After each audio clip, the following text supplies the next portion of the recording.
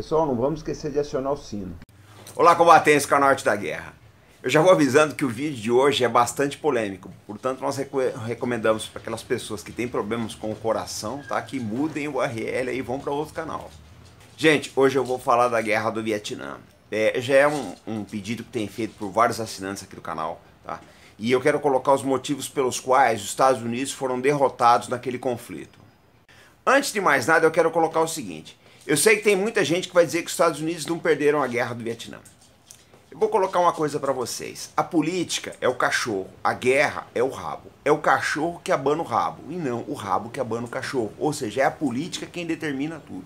Os Estados Unidos conduziram as coisas nos termos políticos de uma forma bastante equivocada e acabaram perdendo o conflito. O fator político foi determinante. Bom, mas antes de entrar efetivamente nos fatores que levaram os Estados Unidos a saírem do Vietnã, eu vou fazer um breve histórico do envolvimento americano. Acompanhe conosco. Até os anos 1950, o Vietnã era uma colônia da França. Só que em maio de 1954, os franceses são derrotados na Batalha de Dien Bien Phu.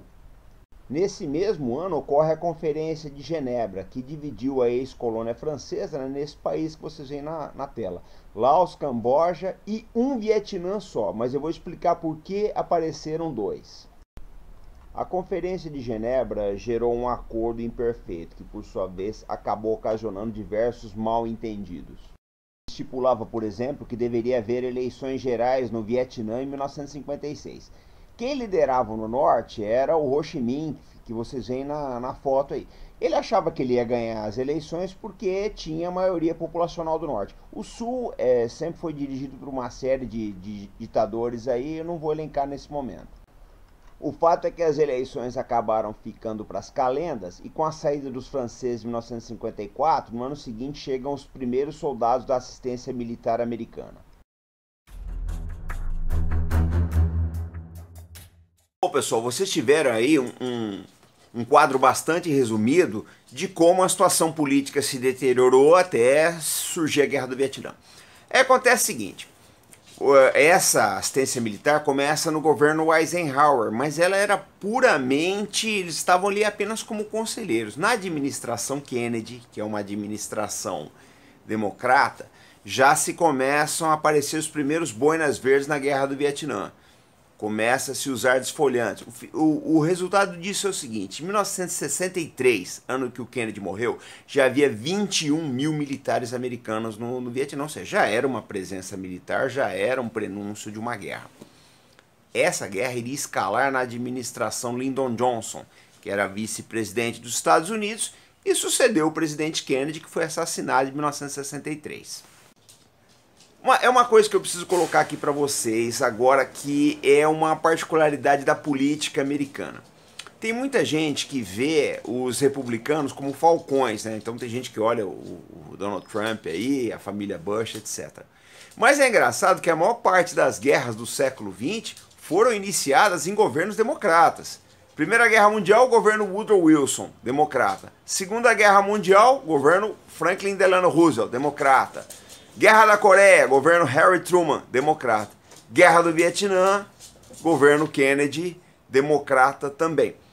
Já os republicanos, eles parecem ter uma certa predileção por guerras no Oriente Médio, né? Então vocês têm a família Bush aí, fez a Guerra do Golfo, invasão do Iraque, depois a invasão do Afeganistão. Então é essa coisa aí que muita gente coloca, não, os democratas são pacifistas? Não são. A Guerra do Vietnã foi uma guerra de democratas e, por ironia, foi encerrada por um republicano, que é o Richard Nixon. Bom, gente, eu preciso colocar para vocês como a cabeça dos militares trabalham. Basicamente, nós raciocinamos com objetivos. Então, alguém chega para você, olha, você tem que atacar e conquistar, é sempre assim uma ordem militar. Atacar, conquistar e manter aquela cidade, né, por 3 dias, não sei o que quer que seja.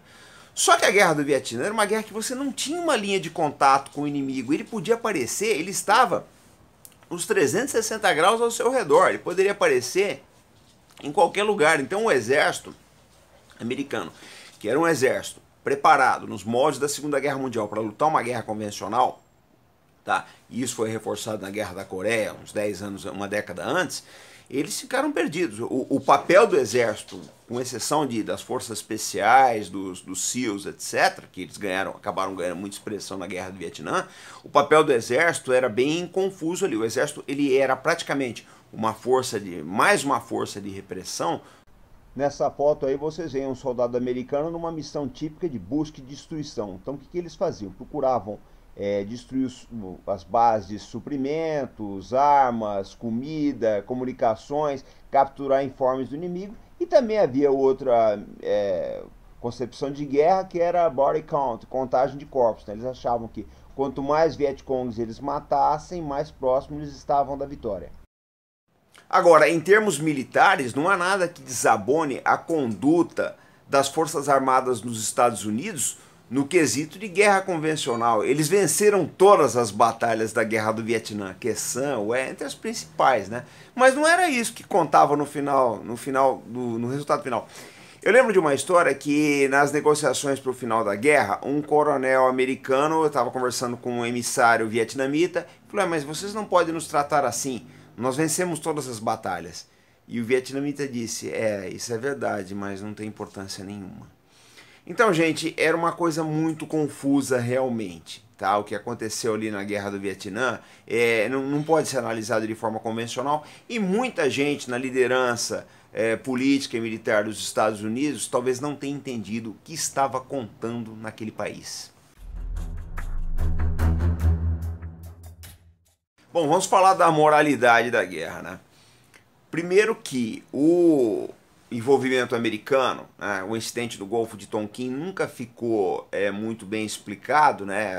Alguns destroyers americanos de USS Maddox teria sido atacado por lanchas torpedeiras norte-vietnamitas e começou o envolvimento ali. Mas o que acontece? Isso nunca ficou provado efetivamente que houve um ataque deliberado dos norte-vietnamitas. Então já começa daí uma coisa que não se sabe se é uma mentira ou não. E eu vou citar um outro caso que é bem emblemático da moralidade dessa guerra, que foi o programa Fênix. O que era o programa Fênix? Era um programa, tá, conduzido pela CIA, que usava militares das forças especiais dos Estados Unidos para eliminar lideranças Vietcongs, né? Então mais de 26 mil pessoas que eram efetivamente do Vietcong ou suspeitos de serem do mesmo foram assassinadas, né? Para abrir o caminho aí, afastar o Vietcong como força militar. Uma coisa, as pessoas eram simplesmente assassinadas, sem julgamento formal, sem nada. A pessoa chegava, prendia, tentava ver se fazia o sujeito mudar de lado, se não desse, eliminava ele. Então, a moralidade dessa guerra, e não estou dizendo que não houvesse do outro lado também, porque o Vietcong não era santo, tá? Eles não eram santos, eles faziam barbaridades, atrocidades contra os civis, mas a moralidade dessa guerra, e que ficou bastante exposta, foi a mesma de todas as guerras, ou seja, nenhuma, né? A moralidade nas guerras é uma coisa sempre, infelizmente, sempre secundária. Bom, pessoal, esse foi o nosso vídeo de hoje. Nós devemos continuar com essa pauta aí, porque o assunto realmente é bastante complexo. Eu queria dizer o seguinte, duas coisas muito importantes para vocês. Primeiro, aquele nosso esforço que nós sempre fazemos no sentido de primar pela educação. Eu acho que o Brasil, ele só se salva pela educação.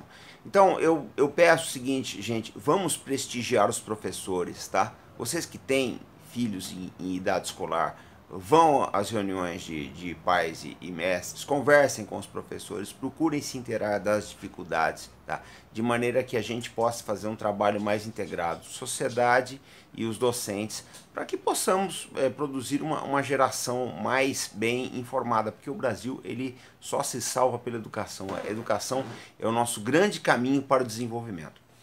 E outra coisa que eu queria colocar aqui para vocês é o nosso Instagram. Essa quarta-feira passada agora já teve um vídeo nosso aí de liderança. Agora a próxima quarta-feira aí, que é dia 1º, deve ter outro. Então eu peço para vocês, se inscrevam no Instagram, o link tá aqui, tá? Vamos lá, se inscrevam aí, sigam a gente no Instagram, por quê? Esses insights de liderança não dá para pôr aqui no canal porque acaba fugindo um pouco do tema. E a gente faz insights pequenos ali no Instagram de 1 minuto e 1 minuto e meio, com umas pautas bastante interessantes para todo mundo aí. Desde quem é empresário até quem Não é, tem uma outra atividade aí, porque a liderança não é dispensável em nenhum ramo da convivência humana. Então esse foi o nosso vídeo de hoje, pessoal, tá? Nós estamos voltando aí com mais fatores aí da Guerra do Vietnã, tá? Continuem acompanhando conosco. Essa semana tem muitas novidades. Para agosto nós temos bastante coisas novas para trazer aqui pro canal, para debatermos aí bastante assuntos na pauta. Só para vocês terem uma ideia, nós temos 60 assuntos, tá, na lista de desejos da pauta do canal Arte da Guerra. Não sei se vai dar para fazer tudo, mas nós vamos tentando sempre aí. Então, como sempre, a responsabilidade, compromisso e fé no Brasil, pessoal. Até o próximo vídeo.